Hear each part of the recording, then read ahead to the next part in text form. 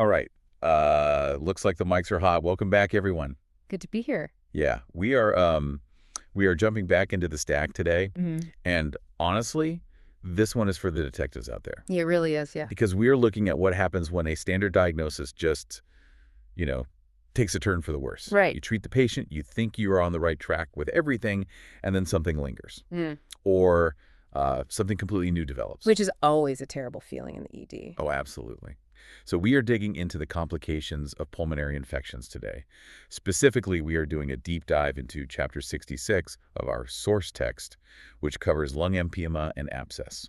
Which sounds incredibly specific. Yeah. And it is. Yeah. But it is also a scenario that every single clinician out there needs to understand. And really, anyone listening who is just interested in how the body handles a severe infection. Because the stakes with this stuff are incredibly high. Exactly.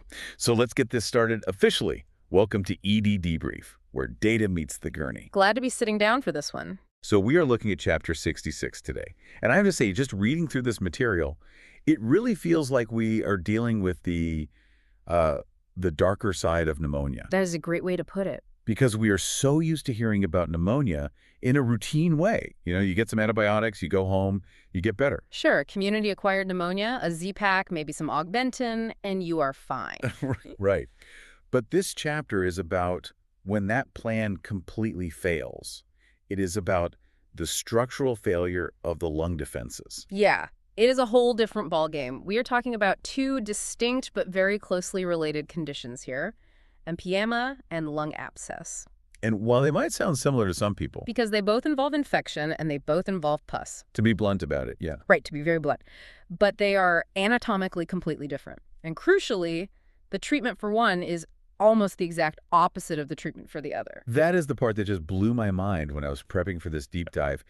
You literally cannot just use lung infection as a blanket term here. No, absolutely not. You have to know exactly where the infection is located. Right. Is it inside the lung tissue itself, or is it outside the lung, in the pleural space, physically crushing the lung? Precisely. It is a game of geography within the chest. Yeah. And while these conditions are definitely less common than your standard garden variety pneumonia, they carry massive morbidity. Huge. If you miss them or if you treat them incorrectly, the patient can get very sick very fast, or they can just stay chronically ill for a very long time. So our mission for this deep dive is pretty clear today. We need to help you, the listener, distinguish between pus in the pleural space, Which is empyema. right, and necrosis, or actual tissue death, inside the lung itself. Which is the abscess. We also need to identify the red flags. How do you know your patient isn't just suffering from a slow-to-resolve pneumonia? Like, when do you actually need to start looking for something much more sinister? That is the million-dollar clinical question. It is. And finally, we are going to get deep into the weeds on the diagnostic criteria. We're going to talk about the numbers, the pH, the glucose, the LDH, Fun stuff. the chemistry. But I don't just want to read off a list of numbers for you. I want us to understand why those numbers shift the way they do. What is the actual mechanism driving the chemistry in that fluid? Because that is where the real learning happens. Once you understand the mechanism, you don't have to memorize the numbers. They just make sense. Exactly. And we will definitely talk about treatment pathways because, as you mentioned, they diverge sharply. One requires immediate, super aggressive drainage, and the other usually just needs patience and a lot of antibiotics. And confusing those two is a major, major pitfall. All right, so let's jump right into segment one. We are starting with empyema. The text calls it pus in the pleural space, A very vivid description. but highly accurate. Very accurate. So let's define the beast for everyone. What exactly is an empyema? So in the absolute simplest terms, an empyema is the presence of gross pus within the pleural space. Now, to really visualize this, you have to go back and remember your basic anatomy. You have the lung itself, right? And it is covered by a thin membrane called the visceral pleura. Right. And then you have the inside of the chest wall, the ribs and all that, which is lined by the parietal pleura. And between those two very thin layers is a potential space. Exactly, a potential space. Normally, there is no real empty room there. There is just a tiny, tiny bit of pleural fluid, a few milliliters at most. Just let things slide around when you breathe. Right, it acts as a lubricant, like a well-lubricated engine piston, or even just two glass slides with a drop of water between them. It creates a vacuum seal. Yes. But in the setting of an infection, that potential space can suddenly become a very real space. It can fill up with fluid. And that often starts as what the text calls a parapneumonic effusion. Right. Parapneumonic just meaning alongside the pneumonia. It is fluid associated with a lung infection. So you have a bad pneumonia, the lung tissue itself is super inflamed, and it just starts leaking fluid into that pleural space next door. That is the basic mechanism. Is that initial leak inherently dangerous? Not initially, no. That initial fluid is usually totally sterile. Okay. It is just a reactive process. The inflammation in the lung causes increased permeability of the capillaries nearby, so fluid leaks out. It is just the body's inflammatory response. Exactly. But the data shows that about 20 to 40% of all patients hospitalized with pneumonia will develop some sort of effusion. Like 20 to 40%. That is nearly half, potentially. It is a massive chunk of patients. That is way higher than I would have guessed. Yeah. So it is almost a routine complication then. It really is. Now, the good news is that most of those are just simple sterile effusions. The body clears the fluid naturally as the pneumonia itself clears up with antibiotics. Okay, that makes sense. But in about 5 to 10% of those specific cases, that fluid becomes infected. The bacteria make the jump. Exactly. The bacteria actually cross the pleural barrier. And when that happens, the fluid changes from a simple watery transitate into a complex, thick, fibrinopurulent collection. It progresses to a true empyema. Yes. And that is exactly where the danger lies. And speaking of danger, the source material had a pretty stark statistic on the mortality rate for this. It did. The mortality rate in adults who develop an empyema is approximately 20%. 20%. 1 in 5 patients. 1 in 5. It is sobering. That really puts it in perspective for you. This is not just a minor bump in the road to recovery. This is a severe, life-threatening event. Absolutely. And the text also mentioned that the incidence of empyema is actually going up. Yes, it is. Since the 1990s, we have seen a steady increasing trend in the incidence of empyema. Why is that? Are the bugs getting stronger? It is not entirely clear, but there are a few leading theories. One is simply that we have an aging population with way more underlying comorbidities. Sure, older patients, weaker immune systems. Right. But there is also this concept of serotype replacement regarding our vaccines. Oh, like the pneumococcal vaccine. Exactly. We do a great job vaccinating people against the most common traditional strains of Streptococcus pneumonia. Right? But nature abhors a vacuum. So other, perhaps more aggressive or invasive serotypes of the bacteria step in to fill the void left by the ones we wiped out. It is a constant evolutionary arms race. It really is. Okay, so let's talk etiology. What is actually causing the empyema? Is it always just a pneumonia that spills over? Bacterial pneumonia is definitely the leader of the pack. It is associated with about 60% of all empyema cases. Okay, so more than half. Yes. But you have to keep your eyes open for the other causes, especially if you work in the emergency department where we see totally undifferentiated patients walking through the door. What else should we be looking out for? Well, complications of chest surgery account for about 22% of cases. Wow, almost a quarter. Yeah. So if you have a patient who recently had some sort of thoracic procedure, Like a lobectomy for cancer or something? a lobectomy, a wedge resection, or even major cardiac surgery, if they show up in the ED spiking fevers 2 weeks later, you have to think empyema. Even if the incision looks fine. Exactly. The surgical site on the skin might look perfectly clean and healed, but the deep pleural space could be brewing a massive infection. It is a hidden compartment. Totally. Then you have trauma, which accounts for about 4%. Like penetrating trauma. A stab wound? A stab wound, a gunshot wound, or even severe blunt trauma that causes a hemothorax. If blood sits in the chest, it is a great medium for bacteria to grow. Makes sense. And then esophageal perforation is also about 4%. Oof. Esophageal perforation. That just sounds catastrophic. Are we talking about Borrhaave syndrome? Yes, Borrhaave syndrome is the classic example. If the esophagus tears... Which is usually from violent, forceful vomiting, right? Exactly. You get this sudden spike in intrathoracic pressure, the esophagus ruptures, and all of those contents leak directly into the mediastinum and the pleural space. So gastric acid, digestive enzymes, food particles, and a massive load of normal mouth flora. Just dumped right into the sterile chest cavity. That is terrifying. It is a surgical emergency of the absolute highest order. If you miss a Borrhaave's, the patient will almost certainly die from the resulting mediastinitis and empyema. Wow. Okay, what else? Interestingly, about 4% of empyemas actually come from thoracentesis, or chest tube complications themselves. Oh, the irony. Medicine is full of double-edged swords. Right, you put a tube in to drain fluid. But if your sterile technique isn't absolutely perfect, or if that tube stays in the chest wall for too long, you end up introducing bacteria right from the patient's own skin into the pleura. You create the problem you were trying to fix. Exactly. And there is one more rare but fascinating cause. About 3% of empyemas actually extend from a subdiaphragmatic infection. Wait, hold on. So an infection down in the belly crawls up into the chest. Essentially, yes. How does that even work? Think of a liver abscess or a massive subphrenic abscess just sitting below the diaphragm. Okay. The diaphragm is just a muscle. It is not an impenetrable sheet of steel. Severe inflammation can literally erode right through it.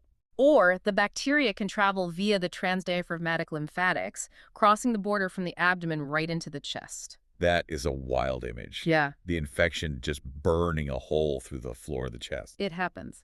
All right, so what about risk factors? Who is the typical patient walking in with an empyema? Is it mostly just the elderly? It is a mix, really, but you generally want to think about people with impaired defenses. Aspiration is a massive one. Aspiration comes up constantly in pulmonary stuff. Because it is so dangerous, anyone with conditions that cause altered swallowing or a poor gag reflex is at risk. Right, strokes, neurodegenerative diseases. Even just extreme fatigue or intoxication. If you are regularly aspirating tiny amounts of oral bacteria down into the lungs, you are setting up a permanent seedbed for a severe infection. Makes sense. Then you have underlying respiratory diseases that specifically impair ciliary function. The mucociliary escalator. Right. Your airways are lined with these tiny hairs, the cilia, that constantly sweep mucus and debris up and out of the lungs. It's like a microscopic conveyor belt. Exactly. But if those cilia aren't working, like in severe COPD or in chronic heavy smokers, the bacteria just stay put. They don't get swept out. It is like trying to sweep the floor with a broom that has lost all its bristles. That is a perfect analogy. So the bacteria just sit there and multiply. Yep. Then, of course, there are the systemic issues, general immunocompromise, underlying malignancy, poorly controlled diabetes. The usual suspects for severe infection. Right. We also see much higher rates of this in patients with a history of IV drug abuse and severe alcoholism. Alcoholism makes sense. Yeah, alcoholism is a terrible double whammy for the lungs. It suppresses the immune system systemically, and it massively increases the risk of passing out and aspirating during intoxication. A perfect storm. And the text also specifically mentioned GERD, gastroesophageal reflux disease, and poor oral hygiene as risk factors. Poor oral hygiene is a massive, completely underappreciated risk factor here. Really, just bad teeth. Oh, absolutely. Think about it. If you have significant dental decay, periodontal disease, deep gum pockets, your mouth is absolutely packed with highly aggressive anaerobic bacteria. Just millions of them. Billions. And if you microaspirate that sludge in your sleep, it is a recipe for a very nasty polymicrobial lung infection that easily necrotizes tissue or spills into the pleura. I think you said this to me before we started recording. You said, the lung reflects the mouth. I did. It is a good rule of thumb. If you open a patient's mouth and their dentition is terrible, you need to have a much higher index of suspicion for these complex anaerobic infections. That is a great clinical pearl. Yeah. So let's move on to the actual clinical presentation. I am a clinician. I've got a patient in front of me who has been diagnosed with pneumonia. How do I actually spot an empyema? What is the aha moment? Well, the aha moment usually comes when the patient just doesn't get better. Really, that is it. It seems almost too simple. It is simple, but it is the absolute biggest red flag. You suspect an empyema when the standard symptoms of pneumonia, the fever, the cough, the dyspnea, the pleuritic chest pain, completely fail to resolve with normal appropriate therapy. So you have them on the right antibiotics. Right. You started them on a good broad spectrum regimen. It has been 48, maybe 72 hours. And the fever is still spiking. Their oxygen requirements aren't coming down. In fact, maybe they are going up. And their white count is creeping back up. So it is the pneumonia that isn't listening. Exactly. It is failing medical management. And the onset can be surprisingly insidious. Insidious how? It is not always a dramatic, crashing patient right away. Some of these patients may appear chronically ill rather than acutely toxic. So they might just look wasted away. Yeah. They might present with significant weight loss, chronic anemia, severe night sweats. So it can look a lot like a malignancy or even tuberculosis. Very much so. You always have to keep those on your differential. And when you actually put a stethoscope on their chest, what are you hearing? Or I guess, what are you not hearing? Usually, you are not hearing much of anything on that side. Decreased breath sounds is the classic hallmark physical exam finding. Because the fluid is physically blocking the sound. Exactly. You have a massive collection of dense fluid pushing the actual lung tissue away from the chest wall. So the breath sounds just don't travel through to your stethoscope. Right. You will also find dullness to percussion. When you tap on their back. Right. Normally, a healthy, air-filled lung sounds resonant when you percuss it, like tapping a drum. But with an empyema? It sounds totally flat and dull, like you are thumping a heavy water balloon. Okay, that makes sense. What about tactile fremitus? It will be decreased. Remind the listener what that is exactly. Tactile fremitus is that vibration you feel with your hands on the patient's back when you ask them to say a low-pitched word like 99. 99. Right. Normally, the solid lung tissue transmits that vibration well, but a pocket of pleural fluid dampens it completely. You won't feel the vibration over the fluid. Interesting. You might also hear a pleural friction rub very early on in the process as the newly inflamed pleural layers rub against each other during breaths. Like sandpaper. Exactly. And of course, you will almost always see splinting. Splinting? Yeah. That is when the patient actively doesn't want to take a deep breath because it hurts so much. Because of the pleuritic pain. Right. They will take shallow breaths and subconsciously hold that affected side of their chest very still. It is an involuntary guarding mechanism to prevent the inflamed pleura from stretching. Got it. Okay, so we suspect it based on the history in the exam.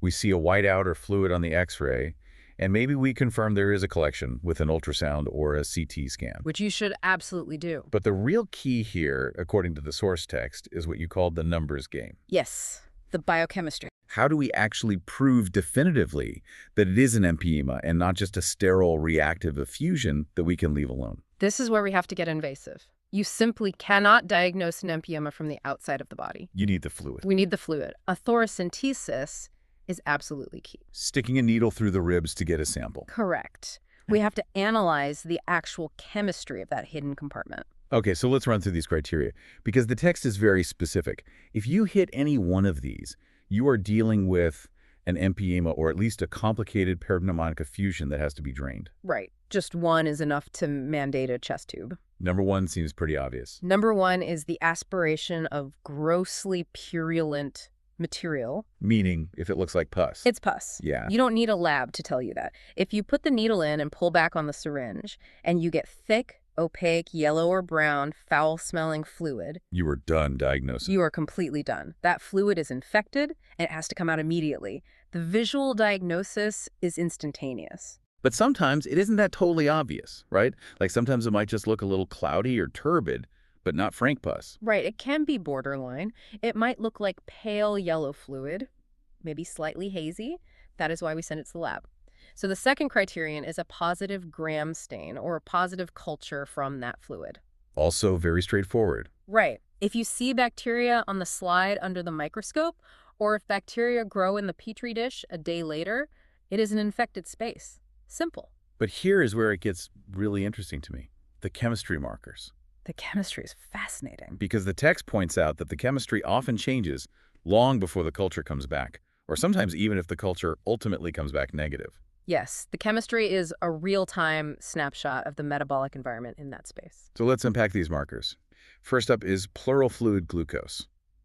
The text says a level of less than 40 milligrams per deciliter is diagnostic. Yes, less than 40. And context really matters here for the listener. Okay. Normal pleural fluid glucose is roughly equal to your serum blood glucose. So if your blood sugar is, say, 100, your pleural glucose should also be hovering right around 100. Exactly. It freely diffuses back and forth. So a sudden drop down to 40 or below is a massive metabolic crash. Why does the glucose drop so hard? Is it just the bacteria eating it? It is a two-hit mechanism, actually. First, yes, the absolute party going on in the pleural space involves millions of bacteria and neutrophils that are all metabolically hyperactive. They're just burning energy. Right. They are devouring all of the local glucose to fuel the infection and the immune response.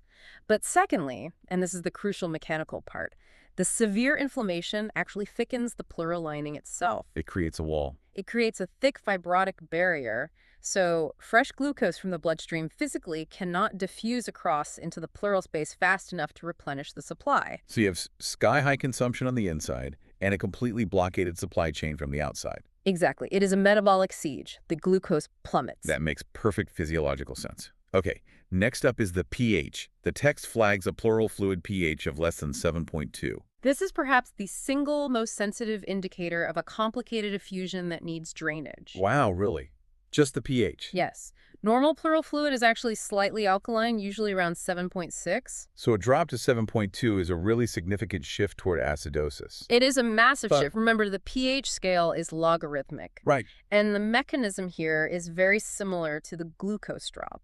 The bacteria again? The intense anaerobic metabolism of both the bacteria and your own fighting neutrophils produces a huge amount of lactic acid and carbon dioxide as waste products. And because of that same thickened pleural barrier we just talked about. The hydrogen ions can't exit the space. They are physically trapped in there. So the metabolic trash, the acid just piles up in the fluid. Correct. The space becomes highly acidic.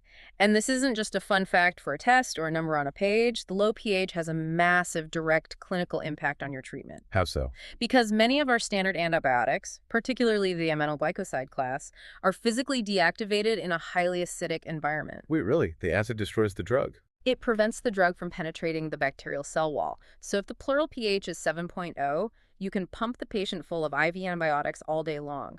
But those drugs will do absolutely nothing when they reach that specific space. That is an incredible clinical nugget right there. The environment itself becomes hostile to the cure. Exactly. You must drain the fluid to clear the acid so your drugs can actually work. Unbelievable. Okay, and finally, the last criterion is LDH, lactate dehydrogenase. The cutoff here is if it is greater than 1,000 IUL. Right. Now, LDH is an intracellular enzyme. It belongs inside cells, specifically involved in generating energy. So if it is floating freely in the fluid? It means cells are popping open. When cells die or are severely damaged, and it doesn't matter if they are bacterial cells or your own white blood cells dying in the fight, they light lyse and they leak all their internal LDH out into the surrounding fluid. So a sky-high LDH level over 1,000 just means there's a massive amount of cell turnover and tissue destruction happening in that space. It is quite literally a metric of the carnage. It tells you there is an active, brutal war zone inside the chest cavity. Okay, so just to recap that, low sugar, high acid, and massive cell death markers. It is basically a highly toxic soup.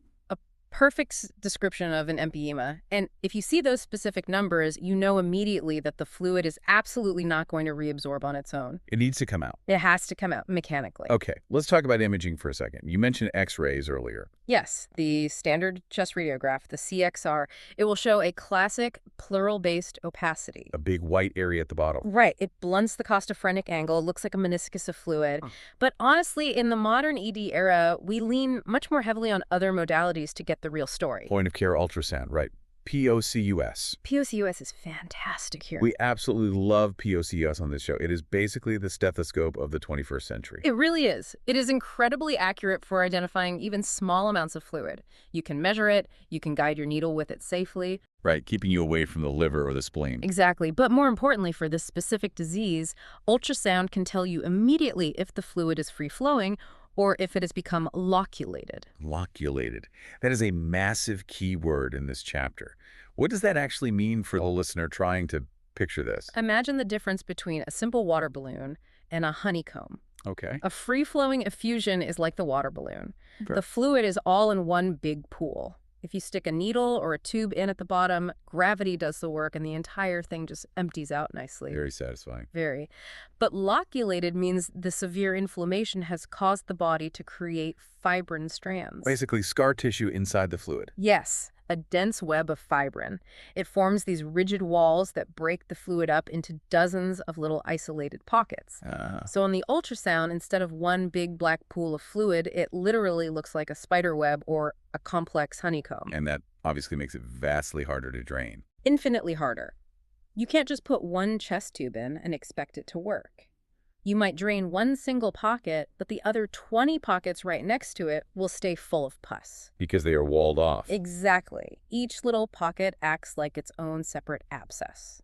That is exactly why we rely so heavily on CT scans with IV contrast for these patients. Because the ultrasound can only show you so deep. Right.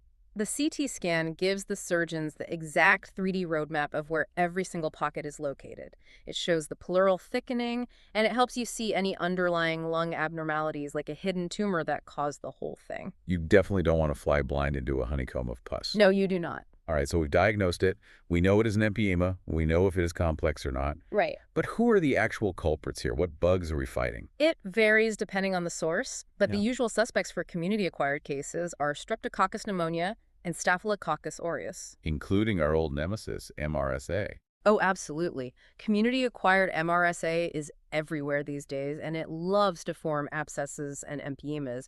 It is very destructive. But what about the anaerobes? You mentioned the poor dental hygiene earlier. Yes, anaerobes are a huge factor. The text specifically notes a 23% incidence of mixed aerobic and anaerobic infections. So almost a quarter of cases are polymicrobial. Right, and you really have to assume anaerobes are involved if there's any history of aspiration, alcoholism, or that bad dentition we talked about. Now, here's a really frustrating statistic I saw in the reading. In about 40% of cases, the fluid cultures just come back totally negative. It is incredibly frustrating for everyone involved. How is that even physically possible? You pull out a syringe of literal pus, you send it to the microbiology lab, and nothing grows. It happens all the time, and there are two main reasons for it. Okay. Number one, these patients have almost always already received some empirical IV antibiotics before we even get the needle into their chest. Well, so the drugs are already in the fluid. Right. The antibiotics in the fluid might be enough to suppress the bacterial growth in the lab's Petri dish, even if they haven't actually cleared the massive infection inside the patient's body yet. It stunts the culture. Exactly.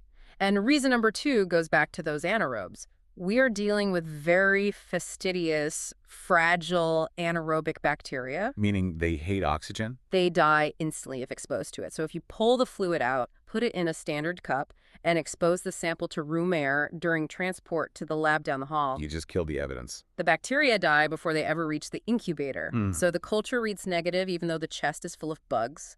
That makes treating these patients so tricky. Because if you don't know exactly what bug is causing it, what do you shoot at? You have to fire broadly, you have to cover all the likely suspects. Yeah. But before we even get to the specific drugs, we absolutely have to talk about the golden rule of treating an empyema, Which is? drainage plus antibiotics. Okay, so you absolutely cannot just use antibiotics alone. No. Monotherapy with just IV antibiotics is completely inadequate for an empyema. Why? If the drug gets in the blood, shouldn't it get to the infection? Because you are dealing with a closed abscess cavity, essentially. The antibiotics just cannot physically penetrate well enough, especially given that low pH issue we discussed, to sterilize that massive volume of thick pus. Ubi pus, ibi evacua. Exactly. The old Latin surgical rule. Where there is pus, let it out. So, assuming we were putting a tube in to let it out, what is the antibiotic strategy? Well, you need something that specifically penetrates the pleural space well. As we mentioned earlier, the text explicitly warns against using aminoglycosides, like gentamicin. Because of the acid deactivation. Right, they have poor tissue penetration anyway, and the low pH renders them useless. Avoid them completely here. Good to know. So what are Yes. the actual go-to drugs? Your empiric coverage must cover the gram-positives like staph and strep, and it absolutely must cover the anaerobes. So generally, you are looking at a broad-spectrum beta-lactam combined with a beta-lactamase inhibitor. Things like piperacillin tazobactam, which is Zosyn, or ampicillin sulbactam, which is Unicin. The big, heavy-hitting hospital guns? Yes. Or you could use a carbapenem like meropenem. You can also use clindamycin, which has great anaerobic and lung penetration, though we are seeing more resistance issues with it lately. And what if it's a hospital-acquired empyema, like from that post-op patient? Then the rules change. You have to assume highly resistant hospital bugs are involved. You must cover for MRSA and things like Pseudomonas aeruginosa. So what is the combo there? You are likely going to need vancomycin for the MRSA, plus a heavy anti-pseudomonal agent like cefepime or even Zosyn again. Okay, so we've got the drugs flowing. Now let's talk about the drainage part. Mm. You put a large bore chest tube in. Yes. But what if it is that loculated honeycomb we talked about earlier? A single, simple tube might just sit in one pocket and not do anything for the rest? Yeah. This brings us to a really fascinating, almost sci-fi nugget of insight from the source material.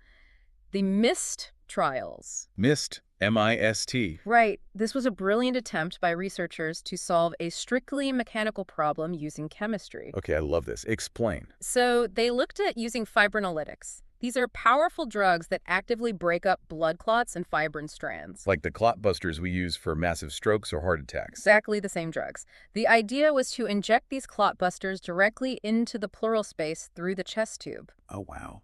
The goal was to chemically dissolve those rigid honeycomb walls so that all the little isolated pockets would merge into one big pool and the fluid could finally drain out the tube. It is quite literally like pouring Drano down a clogged lung pipe.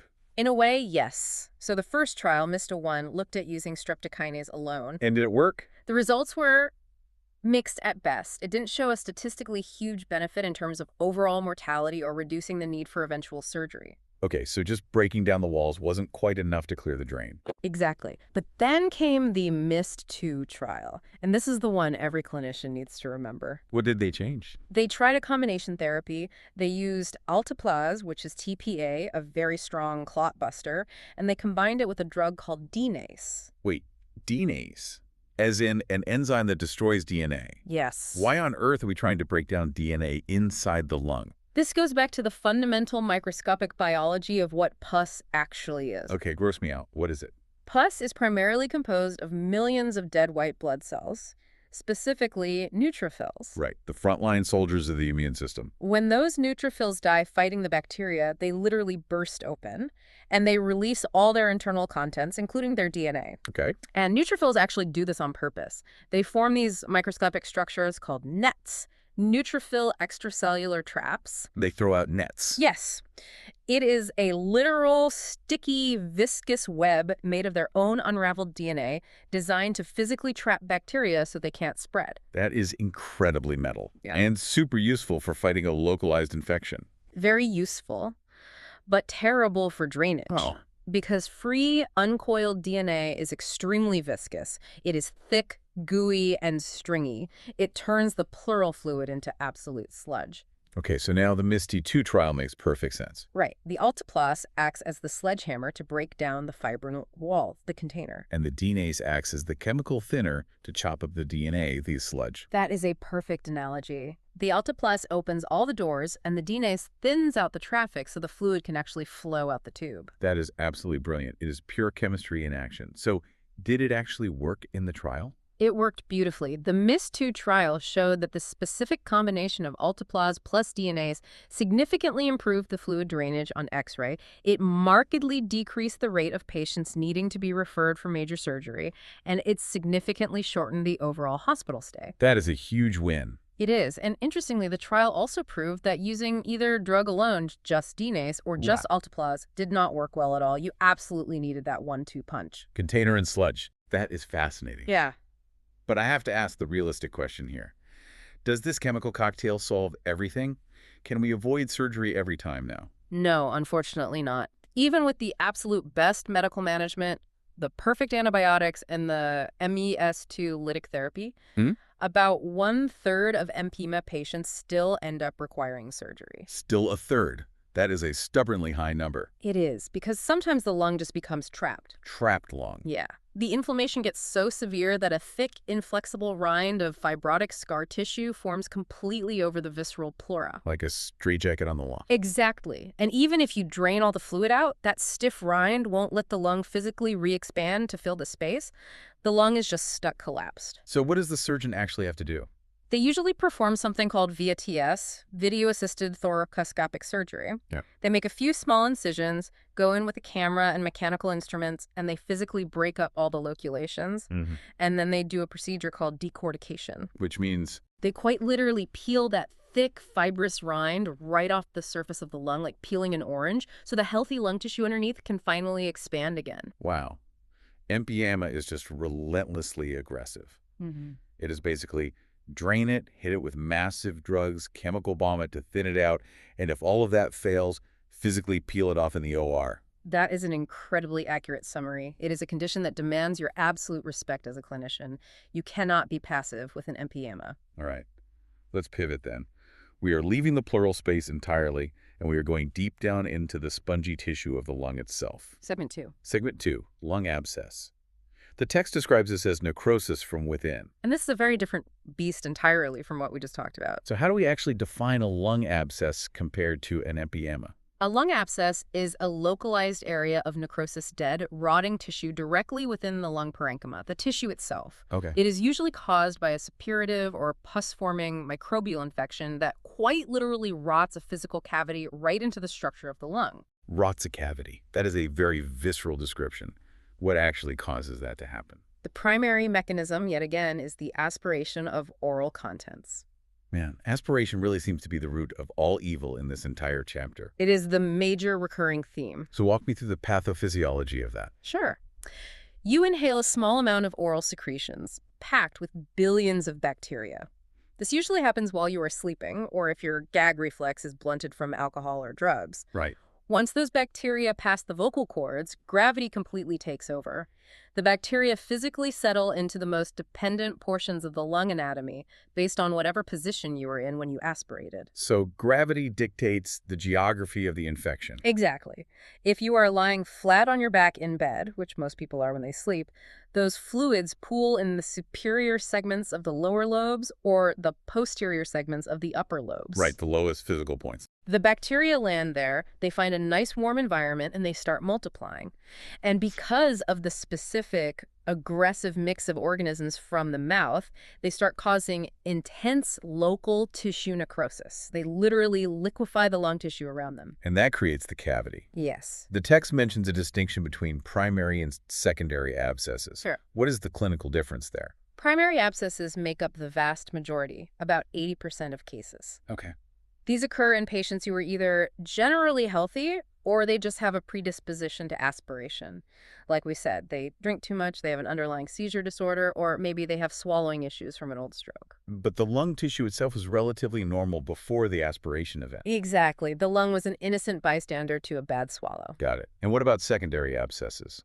Secondary abscesses account for the other 20%, and these are associated with a severe underlying structural or systemic problem. Like what? Like a bronchial tumor that is physically blocking an airway, preventing the normal clearance of mucus. Or a severe systemic issue like profound immunosuppression or full-blown sepsis, where the infection seeded the lung from the bloodstream. Not from the airway. Right. Yeah. And the mortality rate here is dramatically higher. It is often over 50% for secondary abscesses. Over 50%. That is terrifying. Because the underlying cause, the cancer or the systemic failure, is already so severe, and the host is just too weak to fight off the necrosis. Makes sense. The text also classifies these abscesses by time, acute versus chronic. That is a very simple clinical cutoff. Less than 1 month of symptoms is considered acute. Greater than 1 month is chronic. And do people really walk around with a rotting hole in their lung for a month? Honestly, yes. Many patients present in the chronic phase simply because the symptoms can be incredibly slow and subtle to develop. Let's talk about the bugs causing this. Is it the exact same crew we saw with the Empyema? Similar players, but the ratios shift significantly. Anaerobes are the absolute heavy hitters here. Because they like the dead tissue. Exactly. They thrive in that necrotic, oxygen-poor, sequestered environment deep inside the abscess cavity. This is where that classic putrid smell comes from, right? Yes, the classic foul odor. If a patient is coughing up deeply foul-smelling putrid sputum, that is virtually diagnostic of a massive anaerobic lung abscess. Okay, what else besides anaerobes? We definitely still see type 3 Streptococcus pneumonia, Staphylococcus aureus, and we are increasingly seeing a lot of Klebsiella pneumonia. Klebsiella. That is the one associated with the current jelly sputum, right? Classic board question, yes. Heavy, bloody, gelatinous sputum. There was a specific Japanese study mentioned in the text that had some really granular data on the bugs. Yeah, that study was interesting. They analyzed a large cohort and found Streptococcus species in nearly 60% of all abscess cases. Wow. Anaerobes were definitively isolated in about 26%. And then there was this bug called Gemella species in almost 10%. Gemella. I have to admit, that is a deep cut. I don't think I have heard that name since medical school microbiology. It is definitely a depth cut. Gemella is a normal commensal organism that just lives happily in the human mouth and upper respiratory tract. So it is normally harmless. Totally harmless in the throat. But again, if it gets aspirated into the wrong place at the wrong time, deep into the lung tissue, it can cause massive destruction. It is all about location. Exactly. And what happens if the abscess doesn't stay in the lung? What if it extends outward to the chest wall? That is a rare but completely horrific complication. If you see a lung infection literally eating its way out through the pleura, through the ribs, and forming a mass on the external chest wall. Just chewing through bone and muscle. Yes. That is a condition called empyema necessitans. And if you see that, you have to think about very atypical aggressive organisms. Like what? Specifically, Mycobacterium tuberculosis, or fungi, or actinomycetes. Actinomyces. That is the one with the sulfur granules, right? Right. Actinomycosis is notorious because it completely ignores normal anatomical tissue planes. It doesn't care about fascia or bone. It just relentlessly chews through everything in its path until it reaches the skin. That is nightmare fuel. It truly is. Okay, so clinically, how does a standard lung abscess present in the ED? Does it look like the loud, fast, crashing presentation of an acute empyema? No, and that is exactly the trap for the unwary clinician. The clinical course is very often described as indolent. Indolent, like lazy. Slow, sneaky, smoldering. Patients very often don't present to the hospital until they have had 2 to 4 weeks of vague symptoms. It is definitely not an overnight crisis. No. They might just have a lingering cough. It might be productive of that foul sputum, but often it is just a dry cough early on. What about a fever? They might have a fever, but it is often absent or just very low grade because the infection is so walled off and develops so slowly. So they aren't mounting a massive systemic response. Right. They might have some pleuritic chest pain if the abscess is near the edge of the lung.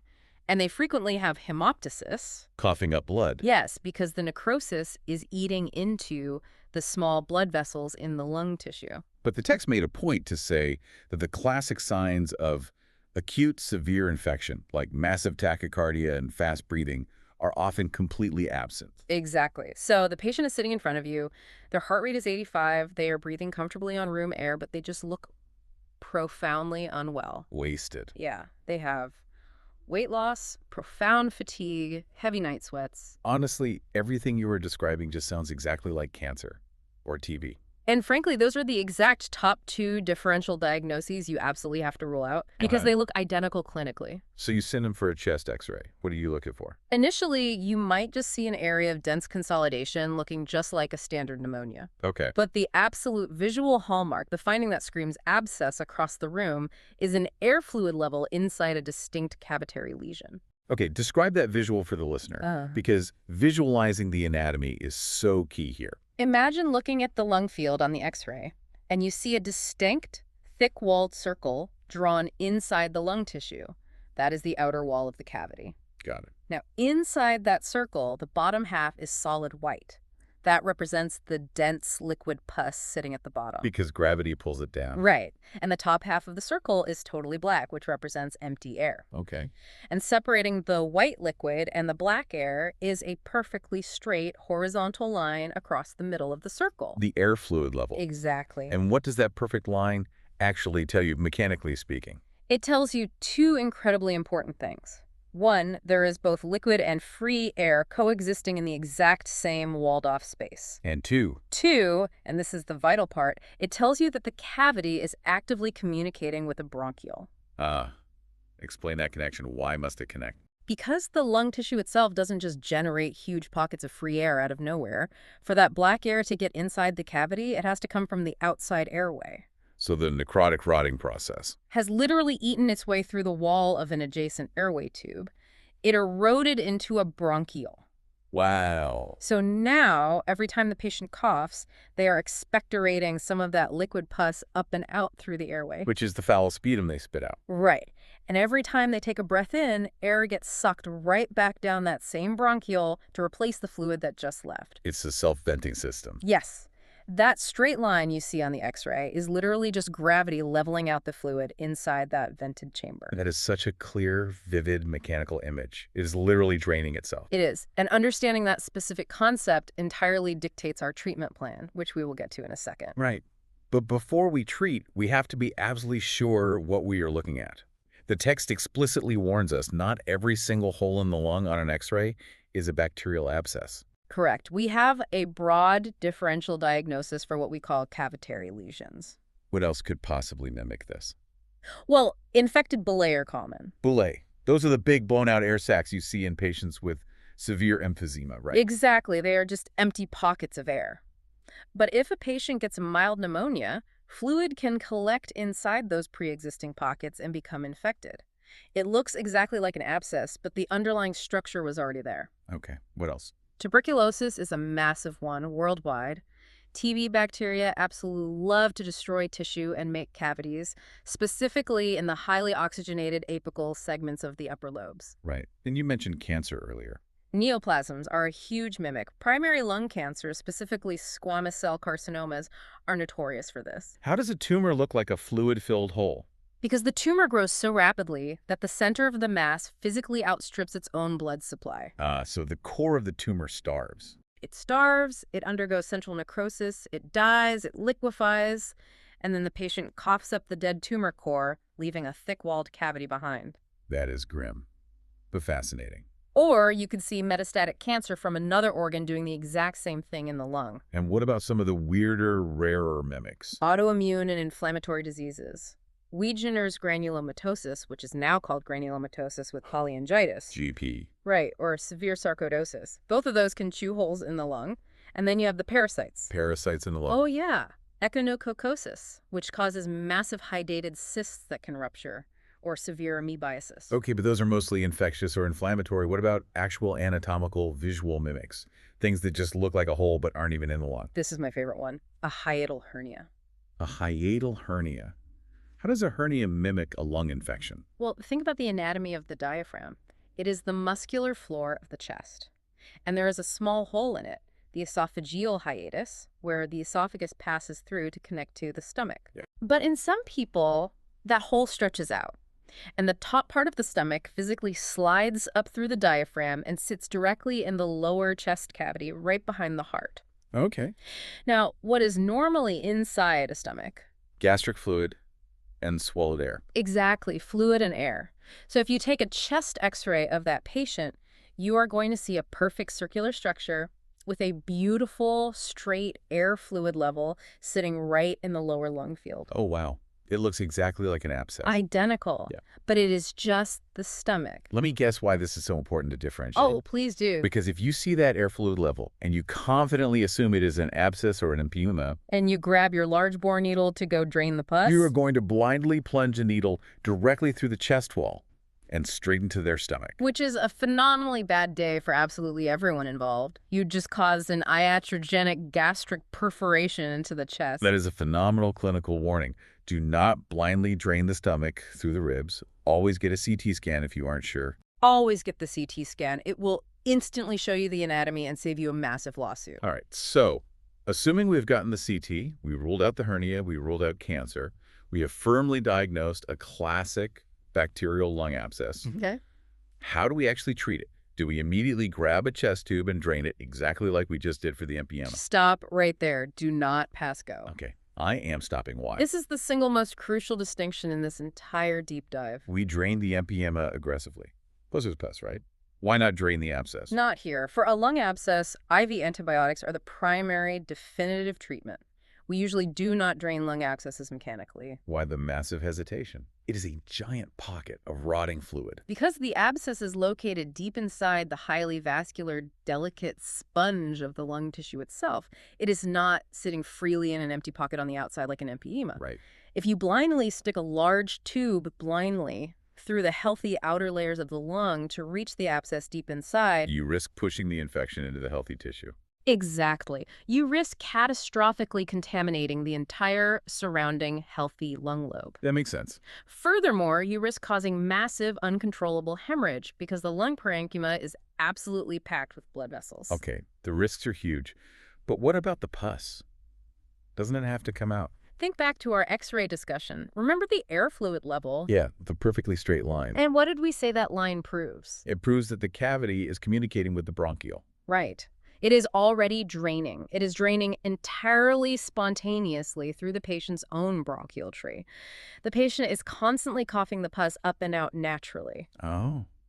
Nature has already provided a perfectly functional drain pipe. Precisely. We don't need to risk a dangerous procedure to create a new drain when the body is already doing it for us. We just need to support that natural process. By using massive antibiotics to kill the bugs at the source, we don't need to reinvent the wheel. Exactly. We give high-dose antibiotics for a very long time, usually spanning several weeks or even months of therapy, until follow-up x-rays show that the cavity has completely scarred down and closed. So what are the actual drugs of choice here? Again, we are heavily targeting those nasty anaerobes and the facultative streptococci. So ampicillin sulbactam or unicin is a fantastic, highly effective choice. Because it hits both. Right. Or you could use broad-spectrum carbapenems like imipenem or meropenem if they are sicker. Now, what about clindamycin? I feel like I specifically remember learning in medical school that clindamycin was the absolute gold standard go-to drug for treating lung abscesses. And you remember correctly, it absolutely used to be the gold standard everywhere. Because it penetrates the lung tissue so well. It penetrates lung tissue beautifully, and it is extremely lethal to anaerobes. So why the change? The text notes that it is often actively avoided as a first-line treatment now. It pours down to side effects, specifically the risk of C. diff. Clostridium difficile. Right. Clindamycin inherently carries a notoriously high risk of wiping out the normal gut flora and causing a massive life-threatening C. diff infection in the bowel. And because treating an abscess requires weeks and weeks of therapy. The cumulative risk of giving that patient severe hospital-acquired C. diff is just unacceptably high now. You fix the lung, but you destroy the colon. Exactly. So we tend to strongly prefer the beta-lactams, like the ampicillin sulbactam, whenever possible. They are safer for long-term use. And if they have a severe penicillin allergy? Moxifloxacin is a very solid alternative that covers the bases without the massive C. diff risk of clindamycin. Okay, that makes total sense. So our primary plan is antibiotics and a lot of time. But what if that conservative plan fails? Well, the failure rate for strictly medical management is real. It's at somewhere between 11 and 21%. That is up to 1 in 5 patients who don't get better with just pills. Right. So you have to monitor these patients very closely. If you have them on good drugs for a week and their fever isn't breaking, or they are becoming more toxic, or repeat imaging shows the cavity is physically growing larger, You have to reassess. you have to change course. What usually defines a failure or a specific case that guarantees you will need to intervene physically. The source text lists a few major predictors of failure. Large cavity size is a big one. If the abscess is greater than 6 centimeters in diameter on the CT scan, it is highly unlikely to clear with just antibiotics. It is just too big of a volume. 6 centimeters is massive. It is huge.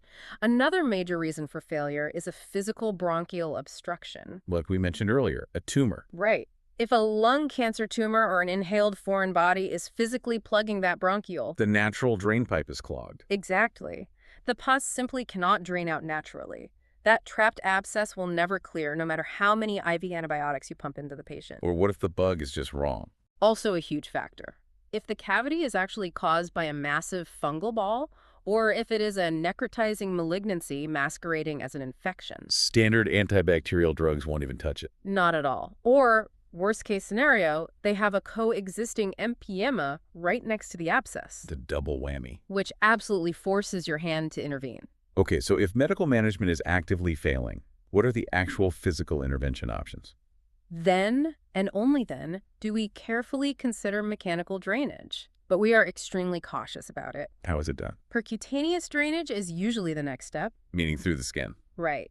Interventional radiology will take the patient, use a live CT scanner to guide a very thin needle precisely through the safest window of lung tissue, and place a small pigtail catheter directly into the abscess cavity. Okay, that sounds highly precise. Does it work? The success rate is quite decent, usually around 84%. But there are still significant risks, right? Oh, absolutely. The complication rate is roughly 16%. It goes wrong. You can easily cause a pneumothorax, completely collapsing the lung. You can cause massive internal bleeding. Or, the absolute worst complication, you can create a bronchopleural fistula. A fistula, that is an abnormal connection. Yes, between the airway deep in the lung and the pleural space on the outside. How does the needle cause that? If the drain punctures a large airway and the pleura at the same time, it creates a permanent open tunnel. Oh, no. So now What? every time the patient takes a breath, pressurized air leaks directly from their lung out into their chest cavity. Creating a massive continuous tension pneumothorax. Continuously. It is an absolute nightmare to manage clinically. Yeah. It often requires major surgery to patch. Wow. And that right there is exactly why we desperately avoid putting drains into abscesses unless we are completely out of other options. Okay. And what if the percutaneous drain fails or the fistula happens? What is the final option? Surgery. And we are talking major open resection. A lobectomy. A lobectomy, taking the whole lobe, or even a total pneumonectomy, removing the entire lung. Just completely cutting the rotting tissue out. Yes. This is the absolute last resort for massive, complex, or life-threatening abscesses that are actively failing every single other therapy and destroying the patient. Man. Okay, this has been an intense journey through the chest. This brings us perfectly to segment 3, synthesis and disposition. Time to wrap it all up. I want to put these two conditions side by side for the listener one last time. Because as we have established, confusing them in the heat of the moment in the ED is incredibly dangerous. Let's drastically simplify it to the core concepts. Okay. Empyema. This is infected fluid physically trapped around the outside of the lung in the pleural space. Right. It is trapped. It has absolutely no natural exit route. It desperately needs a way out. So the treatment is aggressive, immediate mechanical drainage, a chest tube, plus heavy IV antibiotics. Correct. Now contrast that with the lung abscess. Right. An abscess is a necrotic hole deep inside the structure of the lung itself. And it usually already has a way out. Because it eroded into an airway, it is draining spontaneously when the patient coughs. So the treatment there is IV antibiotics as the main show for a long time. Yes. Mechanical drainage is rarely needed early on, and it is potentially highly dangerous to attempt. That is the core takeaway right there. It is. If you get eager and try to drain an abscess too early, you create massive complications like bleeding and fistulas. But if you hesitate and wait to drain an empyema, You also create massive complications. The fluid organizes, it causes severe fibrosis, you get a trapped lung, or the patient dies of overwhelming sepsis. the timing and the geography are everything. Everything. Okay, and just practically speaking, what is the disposition for these patients? Where are they going from the ED? Empyema. They are 100% getting admitted to the hospital. Often to the ICU. Very often to the ICU or a step-down unit. They need an emergent chest tube placed, they likely need continuous wall suction on that tube, and they need powerful IV antibiotics. They are absolutely not going home. And for the lung abscess. Also an automatic admission, at least initially, they need deep monitoring and IV antibiotics to halt the necrosis. Can they ever go home on pills? Yes, eventually. If they stabilize in the hospital over a few days and the cavity is small, they might eventually be transitioned to a long course of oral antibiotics at home with close follow-up. But initially, they are staying. Yes, and you should definitely get an early surgical or interventional pulmonology consult on board, especially if the cavity is large or if you suspect it is failing therapy. Doctor, before we wrap up this deep dive, I want to ask you for a final provocative thought. Okay. We have thoroughly covered the textbook definitions, the classic numbers, the traditional treatments. Right. But based on your actual clinical experience, what does all of this mean in the bigger picture of emergency medicine right now? Where is this disease process heading? That is a great question. What really fascinates me, and honestly what concerns me the most right now, is the rapidly shifting microbiology of these infections. The bugs are changing. They are. You know, we used to always confidently teach that lung abscesses were basically just aspiration of mouth flora. I mean, just standard anaerobes. Right. It was a simple, predictable equation. But the modern clinical landscape is drastically changing. How so? Well, massive systemic immunosuppression is on the rise everywhere. Think about it. We have vastly more patients living longer on heavy chemotherapy regimens. We have patients on powerful biologics for autoimmune diseases, transplant medications, advanced HIV. Their defenses are artificially lowered. Exactly. And on top of that, we have incredibly aggressive resistant organisms like community-acquired MRSA just living natively everywhere in the population now. It's endemic. It is. So we are seeing much more virulent, highly destructive organisms causing both empyemas and abscesses, even in relatively normal hosts. So the old rule book is kind of getting thrown out. The old anaerobes only rule is definitely fading fast. You cannot just blindly assume it is a simple aspiration anymore. You have to think broader. You must think broader. You have to assume highly resistant bugs from minute one. And practically, it means we have to lean heavily on our advanced imaging, getting those CT scans specifically much earlier in the patient's course. To catch the complications before they explode. Exactly. Catch the loculations before they turn into a permanently scarred down trapped lung. Catch the abscess before it erodes into a massive blood vessel. So there is absolutely zero room for complacency here. None whatsoever. A standard pneumonia that just isn't resolving on schedule is a ticking clock in the ED. You have to investigate it aggressively. That is a powerful warning to end on. All right, let's bring it all home for the listener. Summary time. If you are doing a thoracentesis and you are looking at the pleural fluid chemistry, a pH of less than 7.2, or a glucose of less than 40, That is a definitive empyema. that needs a chest tube immediately. Correct. The chemistry tells the whole story before the culture even comes back. And if you are looking at a chest x-ray and you see a distinct round cavitary lesion with a perfectly flat air fluid line straight across the middle, That is a self-draining lung abscess. and that needs prolonged IV antibiotics and time, not a tube. Do not poke the abscess. Empyema gets the tube, abscess drains itself. Do not mix up the geography. Excellent. And to all of our listeners out there on the front lines, the next time you have a patient who was diagnosed with pneumonia a few days ago and they come bouncing back into your ED feeling absolutely crummy. Do not just blindly switch their oral antibiotic to a stronger one and discharge them. No. Look deeper. Listen to the chest. Look for the hidden fluid. Look for the silent cavity. Because what you find in the shadows might literally change everything for that patient. It certainly will save their life. Incredible stuff. This has been a Deep Dive ED Debrief. Keep digging into the data. And always stay curious. We will see you all next time.